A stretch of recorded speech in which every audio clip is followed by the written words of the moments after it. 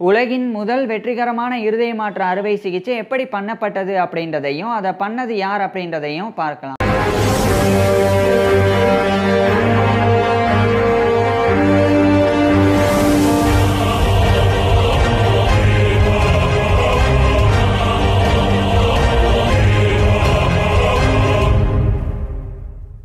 ஆயிரத்தி 1967ஆம் ஆண்டு 55 வயசான லூயிஸ் ஜாசுவா வாஸ்கென்ஸ்கி அப்படின்ற ஒரு குரோசர் மல்லிகை கடைக்காரர் சவுத் ஆப்பிரிக்காவில் இருக்கிற கேப்டவுனுடைய டெவில்ஸ் பீக்கில் இருக்கிற குரூட் சுவர் ஹாஸ்பிட்டலில் அனுமதிக்கப்பட்டிருந்தாங்க. அங்கிருந்த மருத்துவர்கள் லூயிஸ் வாஸ்கென்ஸ்கியை ஃபுல்லாக டெஸ்ட் பண்ணுறாங்க. அதுக்கப்புறமா லூயிஸ் வாஸ்கென்ஸ்கி வந்து டயபெட்டிஸ் மூலமாக ரொம்ப மோசமாக பாதிக்கப்பட்டிருக்கிறார் அப்படின்றது தெரிய வந்தது. அது மட்டும் இல்லாமல் லூயிஸ் வாஸ்கென்ஸ்கிக்கு 3 முறை ஹார்ட் அட்டாக் வந்திருக்கு. அவருக்கு இன்க்யூரபிள் ஹார்ட் டிசீஸும் இருக்குது அப்படின்றதும் கண்டறியப்பட்டது. இதுக்கப்புறமா கிறிஸ்டியான் லீத்லிங் பார்னார்ட் அப்படின்ற ஒரு கார்டியாக் சர்ஜன் அவர் வந்து லூயிஸ் வாஸ்கென்ஸ்கியை ஃபுல்லாக டெஸ்ட் பண்ணாங்க.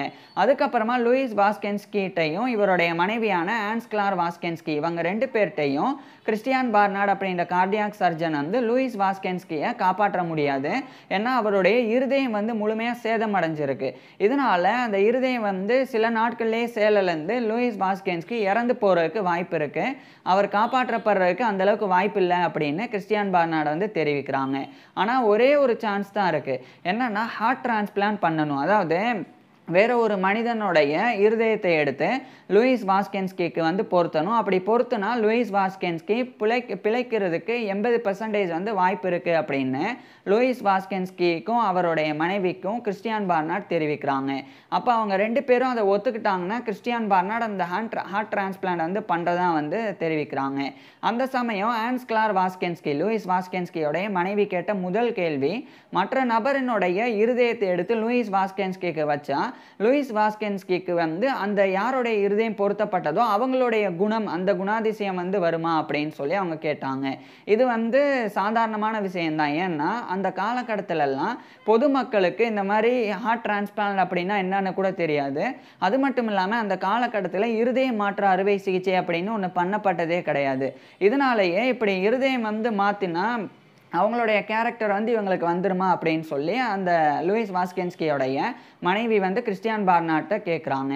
அப்போ கிறிஸ்டியான் பார்னார்ட் வந்து அவங்களுக்கு 2 பேருக்குமே புரிய வைக்கிறாங்க, இந்த மாதிரி எதுவும் நடக்காது, இது வெறும் உடல் உறுப்பு மட்டும்தான், இதை வந்து மாற்றினா அவர் வந்து பிழைக்கிறதுக்கு 80% சான்ஸ் இருக்குது, நான் இதை பண்ணலாமா அப்படின்னு கிறிஸ்டியான் பார்னார்ட் வந்து கேட்குறாங்க. அப்போ அந்த 2 பேருமே வந்து ஒத்துக்கிறாங்க, ஓகே பண்ணலாம் அப்படின்னு. இப்படி இவங்க ஒத்துக்கிட்டாலும் இப்போ உடனடியாக ஹார்ட் வந்து கிடைக்கணும். ஹார்ட் கிடைச்சாதான் லூயிஸ் வாஸ்கென்ஸ்கியை காப்பாற்ற முடியும். ஸோ அதுக்காக லூயிஸ் வாஸ்கென்ஸ்கியும் அவருடைய மனைவியும் அந்த குரூட் சுவர் ஹாஸ்பிட்டல்லையே வந்து தங்கியிருந்தாங்க. அந்த பெட்டில் லூயிஸ் வாஸ்கென்ஸ்கி வந்து அனுமதிக்கப்பட்டிருந்தாங்க. இப்படியே சில நாட்கள் வந்து போகுது, ஹார்ட் வந்து கிடைக்கவே இல்லை. அப்போ 1967 டிசம்பர் 2 அந்த நாளில் லூயிஸ் வாஸ்கென்ஸ்கியோடைய உடல்நிலை வந்து ரொம்ப மோசமடைஞ்சது. இன்னும் 2 நாள் கூட அவர் வந்து முழுமையாக வாழ மாட்டார், அந்த நிலை ஏற்பட்டது. இது ஒரு பக்கம் இருக்க, இதே 1967 டிசம்பர் 2 அன்னைக்கு நைட்டு ஒரு 9 மணி போல் அந்த சவுத் ஆப்பிரிக்காவுடைய கேப்டவுனில் இருக்கிற அப்சர்வேட்டரி அப்படின்ற இடம், அங்கே இருக்கிற ஒரு ரோடை 2 பெண்கள் வந்து கிராஸ் பண்ணாங்க. அவங்க கிராஸ் பண்ணும்போது ஒரு கார் ஆக்சிடெண்ட் வந்து ஏற்படுது. ஒரு கார் வந்து அந்த 2 பெண்களை வந்து இடித்து விபத்து வந்து ஏற்படுது. அந்த விபத்தில் மர்டல் அண்ட் டார்வால் அப்படின்ற ஒரு பெண் வந்து இறந்து போயிடுறாங்க. அவங்க இறந்து போனதுக்கப்புறமா அவங்களுடைய மகளான டெனிஸ் டார்வால் அவங்கள வந்து உடனடியாக அந்த குரூட் சுவர் ஹாஸ்பிட்டலில் வந்து அனுமதிக்கிறாங்க. அதுக்கப்புறமா எட்வர்ட் டார்வால் அப்படின்ற அந்த டெனிஸ் டார்வாலோடைய அப்பா, அவருக்கு ஒரு 66 வயசு இருந்தது. அப்போ அவர் வந்து அந்த ஹாஸ்பிட்டலில் வந்து காத்திருந்தாங்க ரொம்ப சோகத்தோட. ஏன்னா ஏற்கனவே எட்வர்ட் டார்வாலோடைய மனைவியான அந்த மர்டல் அண்ட் டார்வால் அவங்க வந்து அந்த கார் விபத்தில் ஸ்பாட்லேயே இறந்து போயிடுறாங்க. ஸோ அந்த ஒரு வருத்தம் இருந்தது. இதுக்கப்புறம் டெனிஸ் டார்வால் அப்படின்ற இவருடைய மகள் அவங்க வந்து அந்த குரூட் சுவர் ஹாஸ்பிட்டலில் அனுமதிக்கப்பட்டிருக்கிறாங்க. ஸோ அவங்களாச்சும் பிழைச்சிடணும் அப்படின்னு எட்வர்ட் டார்வால் வந்து ரொம்ப ஆசைப்பட்டு ரொம்ப வருத்தத்தோட ஹாஸ்பிட்டலில் வந்து காத்திருந்தாங்க. அப்போ அந்த டெனிஸ் டார்வால் அப்படின்ற பெண்ணுக்கு வந்து 25 வயசு. ஏன்னா அவங்க 1942 பிப்ரவரி 27 அன்னைக்கு பிறந்திருந்தாங்க. அவங்களுக்கு உடனடியாக வந்து ஒரு நியூரோ சர்ஜன் வந்து ஃபுல்லாக அவங்கள வந்து டெஸ்ட் பண்ணுறாங்க. அவங்களுடைய ஹார்ட் வந்து துடிச்சிட்டே இருந்தது. அவங்களுடைய ஃபுல்லாக வந்து டெஸ்ட் பண்ணும்போது அவங்களுடைய தலையில் மட்டும் அந்த ஸ்கல்லில் 2 ஃப்ராக்சர் வந்து இருந்தது. அது மட்டும் இல்லாமல் அதுக்கப்புறம் அவங்களுடைய மூளை இயங்குதா அப்படின்றத பார்க்குறதுக்காக ஐஸ் வாட்டரை எடுத்து அந்த டெனிஸ் டார்வால் அப்படின்ற பெண்ணினுடைய காதில் வந்து அந்த மருத்துவர் வந்து ஊற்றுனாங்க. ஆனால் அந்த பிரெயினில் எந்த விதமான எலக்ட்ரிக்கல் ஆக்டிவிட்டியும் இல்லை. ஸோ அந்த பெண் வந்து பிரெயின் டெத் அடைஞ்சிட்டாங்க, அவங்க வந்து மூளைச்சாவு அடைஞ்சிட்டாங்க அப்படின்றது தெரிய வருது. அதுக்கப்புறமா அவங்களுடைய ஹார்ட் மட்டும் வந்து துடிச்சிட்டே இருந்தது. ஸோ இந்த சமயம் தான் அதே குரூட் சூவர் ஹாஸ்பிட்டலில் லூயிஸ் வாஸ்கென்ஸ்கி அப்படின்ற ஒரு நபர் வந்து ஹார்ட்டுக்காக காத்திருக்கிறாங்க அப்படின்றது அங்கே இருக்கிறவங்களுக்கு தெரியும். அப்படின்றனால இந்த ஒரு பெண்ணினுடைய ஹார்ட்டை எடுத்து அந்த நபருக்கு வச்சு அந்த நபராச்சு காப்பாற்றப்படுவாங்க அப்படின்னு கிறிஸ்டியான் பார்னார்ட் வந்து அங்கிருந்த மருத்துவர்கள்கிட்ட வந்து தெரிவிக்கிறாங்க. அப்போ உடனடியாக கெட் வென்டர் அப்படின்ற ஒரு மருத்துவரும் அதே மாதிரி பெர்டி பாஸ்மன் அப்படின்ற மருத்துவர், இவங்க 2 பேரும் எட்வர்ட் டார்வால்கிட்ட போகிறாங்க. எட்வர்ட் டார்வால் வந்து அந்த டெனிஸ் டார்வாலோடைய அப்பா. அவர் வந்து அவங்க மகளுக்கு என்ன ஆச்சு அப்படின்னு கேட்கும்போது உங்கள் மகள் வந்து இறந்து போயிட்டாங்க அப்படின்னு தெரிவிக்கிறாங்க. இது மிகப்பெரிய சோகமாக எட்வர்ட் டார்வாலுக்கு இருந்தது. ஏன்னா ஏற்கனவே அவருடைய மனைவியை இழந்தாங்க. இப்போ அவருடைய மகளையும் அதே நாள்லேயே எட்வர்ட் டார்வால் வந்து இழக்கிறாங்க. அதுக்கப்புறம் பயங்கரமாக அழுகுறாங்க. அப்போ அந்த 2 மருத்துவர்கள் இந்த மாதிரி ஒரு நபரை வந்து காப்பாற்றணும்னா உங்களுடைய மகளுடைய இருதயம் தேவை, அது வந்து எடுத்துக்கலாமா அப்படின்னு கேட்குறாங்க. அப்போ அதை வந்து யோசிக்கிறதுக்காக எட்வர்ட் டார்வால் அவங்களுடைய மகள் வந்து இருக்கக்கூடிய இடத்துக்கு போய் அந்த ரூமில் போய் பயங்கரமாக அழுகுறாங்க. 4 நிமிஷம் யோசிக்கிறாங்க. அந்த 4 நிமிஷத்தில் எட்வர்ட் டார்வால் யோசித்த விஷயம் அந்த டெனிஸ் டார்வாலுடைய பர்த்டே, அதை பற்றி யோசித்து பார்த்தாங்க. அது மட்டும் இல்லாமல் எட்வர்ட் டார்வாலுக்கு டெனிஸ் டார்வால் வந்து முறை அவங்க வந்து சம்பாதிக்கும் போது அந்த ஃபஸ்ட்டு சேலரியில் ஒரு கிஃப்டை கொடுத்துருந்தாங்க. அதையும் எட்வர்ட் டார்வால் வந்து நினச்சி பார்த்து பயங்கரமாக அழுதாங்க. அழுதுக்கப்புறமா எட்வர்ட் டார்வால் மருத்துவர்கள்கிட்ட உங்களால் என்னுடைய மகளை வந்து காப்பாற்ற முடியலன்னா அட்லீஸ்ட் அந்த இருதயத்தை எடுத்து யாருக்கு தேவைப்படுதோ அந்த மனுஷனையாச்சும் காப்பாற்றுங்க அப்படின்னு எட்வர்ட் டார்வால் வந்து சொல்லிடுறாங்க. அதுக்கப்புறமா அந்த இருதயம் எடுக்கப்படணும். ஸோ 1967 டிசம்பர் 2 முடிஞ்சு டிசம்பர் 3 தொடங்குது. ஏன்னா 12 மணி கிடக்குது. அதுக்கப்புறம் அந்த டெனிஸ் டார்வாலோடைய இருதயத்தை வந்து வெட்டி எடுக்கணும். அதை வந்து கிறிஸ்டியான் பார்னார்ட் அப்படின்ற அந்த கார்டியாக் சர்ஜன் வந்து பண்ண ஆரம்பிக்கிறாங்க. கிட்டத்தட்ட 30 மெடிக்கல் ப்ரொஃபஷனல்ஸ் வந்து சுற்றி நிற்கிறாங்க. அந்த ஹார்ட்டை வந்து எடுக்கும்போது ஹார்ட் வந்து துடிச்சிக்கிட்டே இருக்குது, அந்த ஹார்ட் வந்து நிற்கவே இல்லை. ஸோ அதை நிப்பாட்டணும், டெக்னிக்கலாக அவங்க டெத் ஆகுறாங்க அப்படின்னா ஹார்ட் நிற்கணும் அப்படின்றனால கிறிஸ்டியான் பார்னார்ட் வந்து பொட்டாசியமை வந்து இன்ஜெக்ட் பண்ணி ஹார்ட்டை வந்து நிப்பாட்டிடுறாங்க. நிப்பாட்டினதுக்கப்புறமா கிறிஸ்டியான் பார்னார்ட் இவர் வந்து அந்த கிறிஸ்டியான் பார்னார்ட் வந்து அந்த ஹார்ட்டை பத்திரமா இப்போ வந்து எடுக்கணும். ஏன்னா அதை கரெக்டாக அந்த பிளட் வெசல்ஸ்லாம் இருந்து கரெக்டாக வந்து எடுத்தால் தான் லூயிஸ் வாஸ்கென்ஸ்கிக்கு வந்து சரியாக பொருத்த முடியும். அதுக்காக அந்த வந்து எடுக்கக்கூடிய அந்த சர்ஜரி வந்து இவர் பண்ண ஆரம்பிக்கிறாங்க. இது ஒரு பக்கம் இருக்குது. இன்னொரு பக்கம் இது வந்து பெரிய மீடியாவில் வந்து தெரிஞ்சு பெரிய சர்ச்சை ஏற்படுது. இந்த மாதிரி ஒருத்தவங்களுடைய இருதயம் இன்னொருத்தவங்களுக்கு பொருத்தக்கூடாது, இது எத்திக்கலி ராங் அப்படின்றாங்க. அதுக்கப்புறமா லூயிஸ் வாஸ்கென்ஸ்கி மற்றும் அவருடைய மனைவி 2 பேரும் வந்து அந்த அளவுக்கு படிக்காதனால அவங்கள வந்து மிஸ்லீடிங் பண்ணியிருக்கிறார் கிறிஸ்டியான் பார்னார்ட் அப்படின்னு சொல்லி பயங்கரமான விமர்சனங்கள் வந்து வெளியே வருது. ஆனால் அந்த காலகட்டத்தில் லூயிஸ் வாஸ்கென்ஸ்கி வந்து மயக்க நிலையில் இருந்தாங்க. அவர் விட்டால் 2 நாளுக்குள்ளே இறந்தே போயிடுவாங்க. ஸோ அந்த சூழ்நிலை இருந்தனால கிறிஸ்டியான் பார்னார்ட் கரெக்டாக அந்த 1967 டிசம்பர் 3 நைட்டு ஒரு 1 மணி. ஸோ அந்த சமயம் கிறிஸ்டியான் பார்னார்ட் வந்து அந்த சர்ஜரியை வந்து ஆரம்பிக்கிறாங்க. அப்போ அவருக்கு உறுதுணையாக அந்த கிறிஸ்டியான் பார்னார்டோடைய யங்கர் பிரதர் ஒருத்தர், அவர் வந்து மேரியஸ் ஸ்டீஃபனஸ் பார்னார்ட் அப்படின்னு அவர் இருந்தாங்க. அவரும் ஒரு சர்ஜன் தான். அது மாதிரி கிட்டத்தட்ட 30 மெடிக்கல் ப்ரொஃபஷனல்ஸ் வந்து இவர் கூட உதவியாக இருந்தாங்க. ஸோ அவங்கள யூஸ் பண்ணி கிறிஸ்டியான் பார்னார்ட் வந்து அந்த இருதயத்தை எடுத்து லூயிஸ் வாஸ்கென்ஸ்கியோடைய இருதயத்தை மாற்றிட்டு அப்படியே வந்து அதை வந்து பொருத்துறாங்க. புதிய இதயத்தை பொருத்தினதுக்கு அப்புறமா இதயம் துடிக்குமா அப்படின்னு பார்க்கறதுக்குள்ள அங்கிருந்த மற்ற கிறிஸ்டியான் பார்னார்ட் உட்பட இருந்த மருத்துவர்கள் அவங்களுடைய இருதயம் தான் பயங்கரமாக வந்து துடிச்சது, என்ன நடக்க போகுது அப்படின்னு.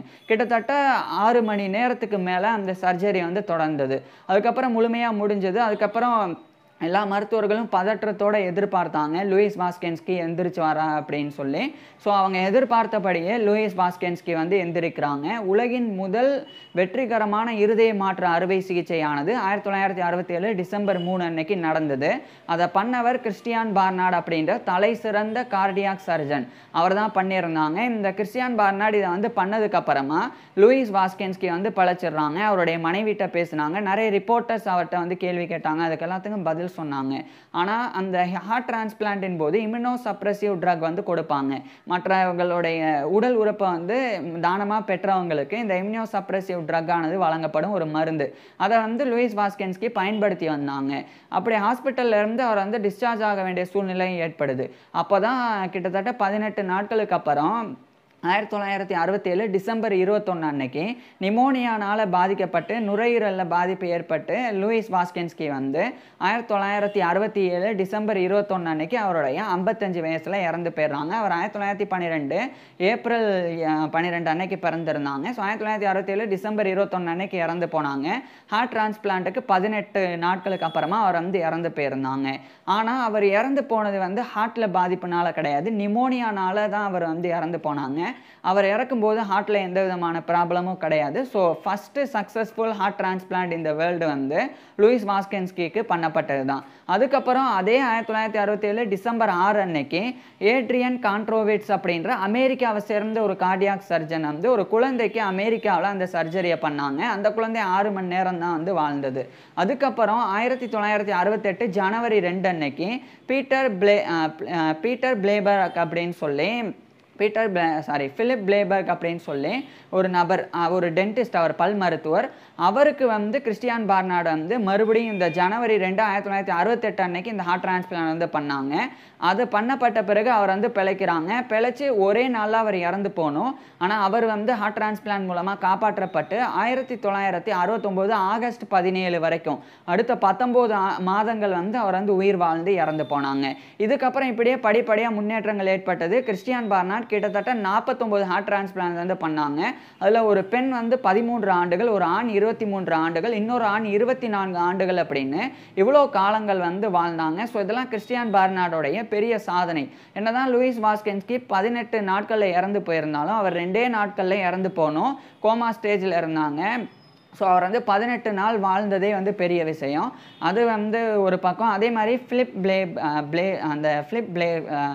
பிளேபர்க் அவர் வந்து ஒரே நாளில் இறக்க வேண்டியவர் 19 மாதங்கள் வாழ்ந்தாங்க. அடுத்தடுத்து நிறைய பேர் சீக்கிரமாக இறக்கக்கூடியவங்க பல ஆண்டுகள் எல்லாம் வாழ்ந்தாங்க. ஸோ இப்படியே இதுக்கப்புறம் ஹார்ட் டிரான்ஸ்பிளான்ட்டில் நிறைய புரட்சி நடந்தது. அதில் நிறைய கண்டுபிடிப்புகள் பண்ணப்பட்டு இன்றைக்கி வந்து ஹார்ட் டிரான்ஸ்பிளான்ட்னால பெரும்பாலான நபர்கள் வந்து காப்பாற்றப்படுறாங்க.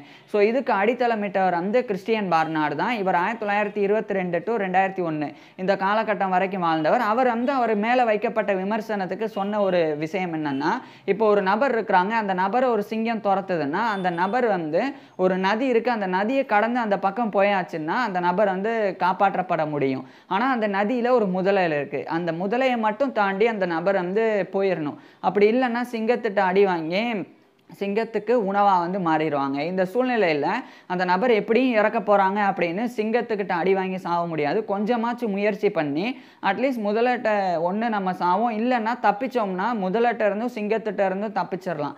ஸோ இப்படி அந்த ஒரு முயற்சி தான் பண்ணணுமே ஒழிய எல்லாம் முடிஞ்சு போச்சு அப்படின்னு விட்டுறக்கூடாது. அதனால தான் அந்த லூயிஸ் வாஸ்கென்ஸ்கி 2 நாளில் இறந்து போயிடுவார். அவர் இறக்கட்டும் அப்படின்னு விடாமல் இந்த மாதிரி ஹார்ட் டிரான்ஸ்பிளான்ட் வந்து பண்ணது அப்படின்னு கிறிஸ்டியன் பார்னார்டு வந்து தெரிவிச்சிருந்தாங்க. கிறிஸ்டியன் பார்னார்டு வந்து எந்த அளவுக்கு ஒரு சிறந்த நபர் அப்படின்னா, அவர் வாழ்கிற காலகட்டத்தில், அவர் பிறந்தது ஏழ்மையான குடும்பத்தில், வளரும்போது நிறைய பிரச்சனைகள் இவருக்கு இருந்தது. இதெல்லாம் கடந்து இவர் இவ்வளோ சாதனைகள் வந்து பண்ணிட்டு வந்து வாழ்ந்து மறைஞ்சாங்க. ஸோ கிறிஸ்டியன் பார்னார்டுடைய ஃபுல் லைஃப் ஹிஸ்ட்ரி வந்து ஏற்கனவே நான் வந்து இவருடைய ஃபுல் லைஃப் ஹிஸ்ட்ரியை 2 வருஷத்துக்கு முன்னாடியே வீடியோவாக போட்டிருக்கேன். இந்த கிறிஸ்டியன் பார்னார்டுடைய ஃபுல் லைஃப் ஹிஸ்ட்ரி தெரிஞ்சுக்கணும் அப்படின்னா டிஸ்கிரிப்ஷன்லையும் கமெண்ட்லையும் லிங்க் கொடுக்குறேன், அதை பாருங்கள். இல்லைன்னா இந்த டிஸ்பிளேல தெரிகிறத கிளிக் பண்ணுங்கள். நேராக கிறிஸ்டியன் பார்னார்டுடைய ஃபுல் லைஃப் ஹிஸ்ட்ரியை போய் பார்க்கலாம். இவர் வந்து இந்த ஹார்ட் டிரான்ஸ்பிளான்ட் வந்து ரொம்ப ஈஸியாலாம் பண்ணலை. கிட்டத்தட்ட 12 ஆண்டுகள் அதுக்குண்டான ரிசர்ச்லாம் இவர் வந்து பண்ணியிருக்கிறாங்க. அதெல்லாம் எப்படி பண்ணாங்க, யாரை வச்சு பண்ணாங்க, நிறைய சுவாரஸ்யமான தகவல்கள் இருக்குது. அதெல்லாம் அதை போய் பார்க்குறது மூலம், அந்த ஃபுல் லைஃப் ஹிஸ்ட்ரி இவரை பற்றி தெரிஞ்சுக்கிறதன் மூலமாக நீங்கள் வந்து தெரிஞ்சுக்க முடியும். தேங்க்யூ.